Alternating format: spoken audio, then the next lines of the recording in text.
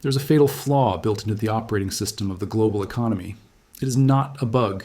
It is a feature, a mathematical certainty that ensures periods of calm are always followed by devastating collapse. Right now, the financial world feels relatively stable. The stock market is near all-time highs. Employment numbers look manageable, but this stability is a lie. It is a hallucination fueled by the greatest debt bubble in human history. We are currently sitting on top of a $300 trillion mountain of global debt. And the scary part isn't the size of the debt. It's the silence before the storm. For decades, mainstream economists told us that this level of debt was manageable. They told us that modern central banking had tamed the business cycle. They were wrong. And there was one man who predicted exactly why they would be wrong. His name was Hyman Minsky. For most of his life, he was ignored, ridiculed to the fringes of academia. While everyone else was celebrating the Great Moderation, Minsky was studying the architecture of disaster. He discovered a recursive loop in human psychology and finance that guarantees that stability itself is destabilizing. The longer things remain calm, the more risk people are willing to take. The more risk they take, the more leverage builds up in the system, until finally, the entire structure becomes so fragile that a mere breeze can knock it over. This sudden violent collapse occurs in a single, terrifying instant. Wall Street has a name for this instant. They call it the Minsky moment.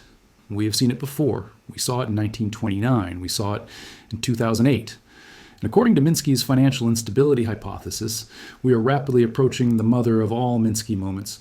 In this documentary, we are going to explain the mechanics of this inevitable crash. We will break down the 3 stages of the debt cycle, showing you exactly where we are today.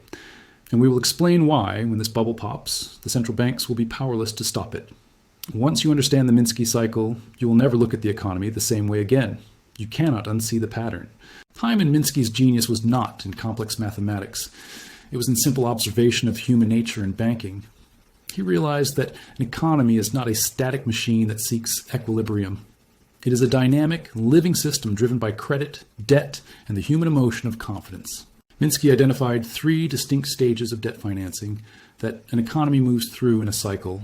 Understanding these 3 stages is the key to knowing how close we are to the edge. Stage 1 is called hedge finance. This happens right after a major crisis, like the Great Depression or World War II. People are scared. Banks are conservative. Memories of the crash are fresh. In this stage, a borrower, whether it's a family buying a house or a company building a factory, only takes on debt they can easily afford. Their income is sufficient to pay both the interest on the loan and pay down the principal balance. The debt burden decreases over time. The system is robust. This is the Goldilocks economy. But, as Minsky famously said, stability is destabilizing. As the good times roll on, people forget the pain of the past. Confidence grows into arrogance. Banks, eager for profit, start loosening their lending standards. Why not? Everyone is making money. This leads us to stage 2, speculative finance. In this stage, borrowers take on more debt than before. Their income is still enough to pay the interest on the loan, but they cannot afford to pay down the principal. They are treading water. They are dependent on the economy, staying strong just to service their debt. Think of the housing boom in the mid-2000s. People bought houses they couldn't afford, using interest-only loans. They weren't buying the house to live in. They were speculating that the price would go up so they could refinance later. The system is still functional, but it has lost its resilience. It is now fragile. As speculative finance continues, asset prices, stocks, real estate, bonds start to disconnect from reality. The boom feeds on itself. Higher prices justify more borrowing, which fuels higher prices. The euphoria is intoxicating. Everyone feels rich. Anyone who warns of a bubble is dismissed as a pessimist. This is the point of no return. The moment the economy crosses the Rubicon into madness, we have now arrived at the terminal phase of the debt cycle. Stage 3 is called Ponzi finance. This is where the borrowing becomes purely predatory and delusional. In the Ponzi stage, the borrower has taken on so much debt that their income cannot even cover the interest payments. They are functionally insolvent. The only way they survive is by borrowing more money, just to pay the interest on the old money. They are rolling over their debt, praying that asset prices keep rising faster than the interest accumulates. The entire business model depends on the greater fool theory, that there will always be someone else willing to pay a higher price for the asset later. This is not just about reckless individuals anymore. In 2025, entire nations have become Ponzi borrowers. Look at the United States government. With $37 trillion in national debt, the interest payments alone are now exceeding the defense budget. The U.S. government is borrowing money to pay the interest on the money it already borrowed. That is the definition of a Ponzi scheme. Outside the Federal Reserve Building are 16.9. Look at the corporate sector, the rise of zombie companies. These are companies that do not make enough profit to pay the interest on their loans.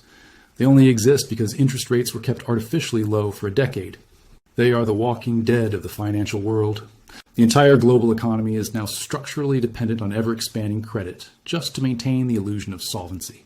The trap is set. The system cannot stop borrowing or it instantly collapses. But it cannot keep borrowing forever, because eventually the math catches up. This is the most dangerous moment in the cycle, the calm before the terrifying storm, the moment when the Ponzi players run out of new money. So, what triggers the Minsky moment? What pops the bubble? It doesn't need to be a massive external shock like a war or a pandemic. According to Minsky, the trigger comes from within the system itself. It happens when the Ponzi borrowers need to roll over their debt, but they can't find a lender. Perhaps interest rates have risen slightly, making the new loan too expensive. Perhaps asset prices have simply stopped going up, destroying the collateral value. Suddenly, the music stops. The Ponzi borrowers must sell assets to raise cash to pay their debts. This forced selling drives asset prices down. Lower prices mean other borrowers' collateral is worth less, forcing banks to call in more loans.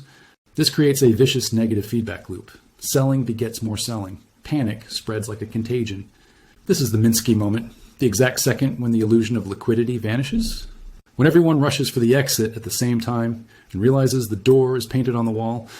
In 2008, the central banks responded to the Minsky moment by printing trillions of dollars. They bailed out the system. They kicked the can down the road, turning a private debt bubble into a sovereign debt bubble. But this time is different. When the next Minsky moment hits, the one involving $300 trillion in global debt, the central banks are trapped. If they print enough money to bail out this bubble, they will trigger hyperinflation that destroys the currency itself. If they don't print the money, the deflationary collapse will rival the Great Depression. They are checkmated by their own past actions.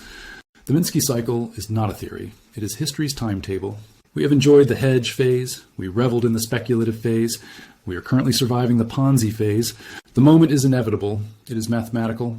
When the bubble pops, paper wealth will evaporate. Stocks, bonds, real estate built on credit, they will revert to their true value. The only things left standing will be hard, tangible assets that have no counterparty risk. Gold, silver, land, things that cannot be printed by a desperate central bank. The cycle is completing. The machine is breaking. Are you prepared for what happens when the music finally stops?